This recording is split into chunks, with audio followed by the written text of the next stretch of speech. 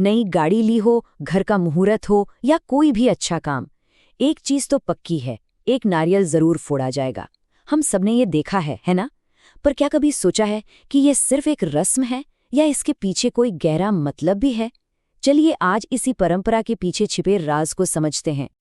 तो सवाल यही उठता है कि आखिर हर शुभ मौके पर नारियल फोड़ना इतना जरूरी क्यों माना जाता है? मतलब सदियों से हर नई शुरुआत इससे क्यों जुड़ी है? कमाल की बात तो यह है कि इसका जवाब इसके नाम में ही छिपा है। देखिए, बात यह है कि नारियल को हम सिर्फ एक फल की तरह नहीं देखते। इसका एक खास नाम भी है, श्रीफल। और बस यही नाम हमें इसकी अहमियत का पहला इशारा दे देता है। श्रीफल का मतलब ही है श्री का फल, यानी शुभ फल। और श्री किसका नाम है? देवी लक्ष्मी का, जो धन, सौभाग्य और समृद्धि की देवी हैं। तो लॉजिक बिल्कुल सिंपल है।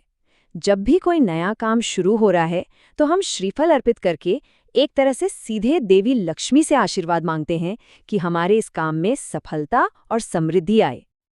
अच्छा, ये तो हुई नाम की बात, पर इस रस्म के पीछे का जो असली गहरा मतलब है ना, वो और भी ज्यादा दिलचस्प है। असल में नारियल को इंसान के शरीर और मन का एक बहुत ही पावरफुल सिंबल माना गया है।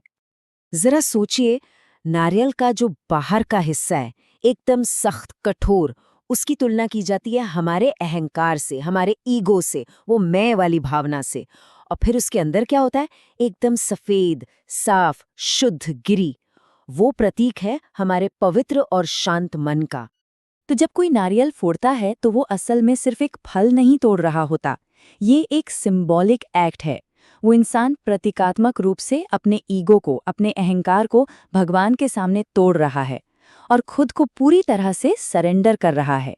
ये किसी भी नई शुरुआत के लिए सबसे पहला और जरूरी कदम है, विनम्रता। और कहानी यहीं खत्म नहीं होती। जब नारियल टूटता है तो क्या होता है? उसका पानी बाहर निकलता है, चारों तरफ फैलता है। ऐसा माना जाता है कि वो पवित्र जल उस जगह को, उस माहौल को शुद्ध कर देता है। जितनी भी नेगेटिव एनर्जी होती है उसे खत्म कर देता है और एक पॉजिटिव माहौल बनाता है। इस रस्म का एक और एंगल भी है, और वो है सीधे सीधे देवताओं का आशीर्वाद पाना। मान्यता ये है कि नारियल पर जो 3 निशान होते हैं ना, वो त्रिदेव, ब्रह्मा, विष्णु और महेश के प्रतीक हैं। और तो और ये विघ्नहर्ता भगवान गणेश का सबसे पसंदीदा फल भी है। और हम सब जानते हैं कि किसी भी काम से पहले गणेश जी को याद करने से सारी रुकावटें दूर हो जाती हैं। एक और दिलचस्प बात, कभी-कभी एक आंख वाला नारियल भी मिलता है, जिसे एकाक्षी नारियल कहते हैं। उसे तो साक्षात देवी लक्ष्मी का ही रूप माना जाता है। कितना कमाल है! तो हमने इसके धार्मिक और आध्यात्मिक मतलब को तो समझ लिया, लेकिन कहानी में एक और ट्विस्ट है, एक ऐसा ऐतिहासिक पहलू जो शायद आपको हैरान कर दे। ये मामला जितना सीधा दिखता है उतना है नहीं। कुछ मान्यताएं इशारा करती हैं कि नारियल फोड़ने की ये जो परंपरा है, ये असल में एक बहुत ही पुरानी और कह सकते हैं कि एक गंभीर प्रथा को बदलने के लिए शुरू की गई थी। माना जाता है कि बहुत पुराने समय में बलि की प्रथा हुआ करती थी। अब इस क्रूर प्रथा को खत्म करने के लिए आदि शंकराचार्य जैसे महान विचारकों ने एक रास्ता निकाला। उन्होंने नारियल को एक सिंबॉलिक बलिदान, एक प्रतीकात्मक बलि के तौर पर पेश किया।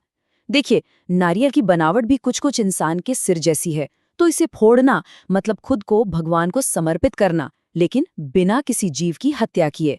ये इस कार्य परंपरा को जीवन के सम्मान का एक बहुत ही पावरफुल सिंबल बना देता है।